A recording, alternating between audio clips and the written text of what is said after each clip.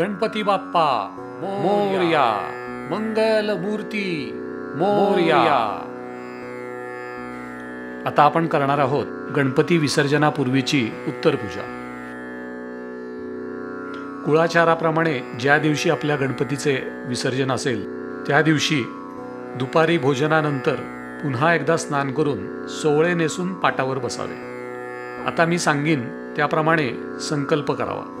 आता माझ्या मागून म्हणायचंय, आद्यैत्यादि पूर्वोच्चारित एवं गुणविशेषण विशिष्टायाम शुभपुण्यतिथौ मम आत्मनः श्रुतिस्मृति पुराणोक्त फलप्रीत्यर्थे श्री पार्थिव महागणपती देवता प्रीत्यर्थम पंचोपचारैः उत्तरपूजनं करिष्ये।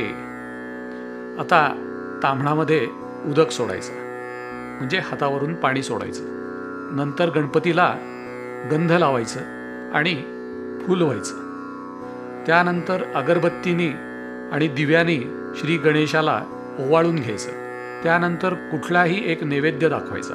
एकीकडे मी मंत्र म्हणत राहीन, श्री पार्थिव महागणपतये नमः विलेपनार्थे चंदनं समर्पयामि, श्री पार्थिव महागणपतये नमः पूजार्थे पुष्पाणि समर्पयामि, श्री पार्थिव महागणपतये नमः धूपं समर्पयामि, श्री पार्थिव महागणपतये नमः दीपं समर्पयामि, श्री पार्थिव महागणपतये नमः नैवेद्यार्थे खाद्यनैवेद्यं समर्पयामि।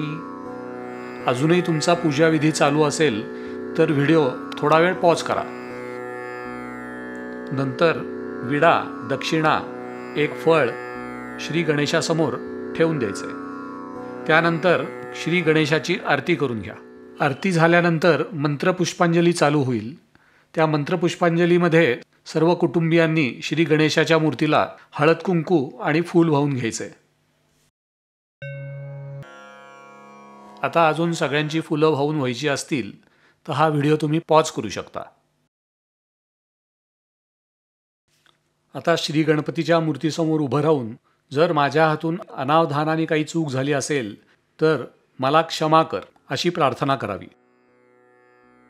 आता तुम्ही पाटावरती बसून घ्यायचे। आपण आता श्री गणेशाच्या मूर्तीवरती विसर्जनाच्या अक्षता वाहणार आहोत। त्या अक्षता वाहताना मी मंत्रोच्चार करत राहीन, तुम्ही तो माझ्या मागून म्हणायचा आहे आणि एकीकडे अक्षता व्हायची। यान्तु देवगणाः सर्वे पूजामादाय पार्थिवीं इष्टकाम प्रसिद्ध्यार्थम पुनरागमनाय च पुनरागमनाय च पुनरागमनाय च। आता हे म्हणून झाल्यावरती आणि अक्षता वाहून झाल्यावरती मूर्ती थोडीशी सरकून घ्यायची। आपला उत्तर पूजा विधी आता पूर्ण झालाय। आता तुम्ही गणपतीचं विसर्जन करण्याची तयारी करू शकता। गणपतीचं विसर्जन आपल्या जवळच्या कुठल्याही जलाशयात तुम्ही करू शकता आणि तुमची मूर्ती पंचधातूची किंवा कायमस्वरूपी असेल तर तुम्ही सुपारीचं विसर्जन घरामध्येच एखाद्या ड्रम किंवा बादलीमध्येही करू शकता। गणपतीबरोबर जाताना तुम्ही तयार केलेले दही भात पोहे किंवा वाटणी डाळ किंवा इतर प्रसाद बरोबर घेऊन जावा आणि तिथे तो सगळ्यांना वाटावा। गणपती बाप्पा मोरया, मंगल मूर्ती मोरया।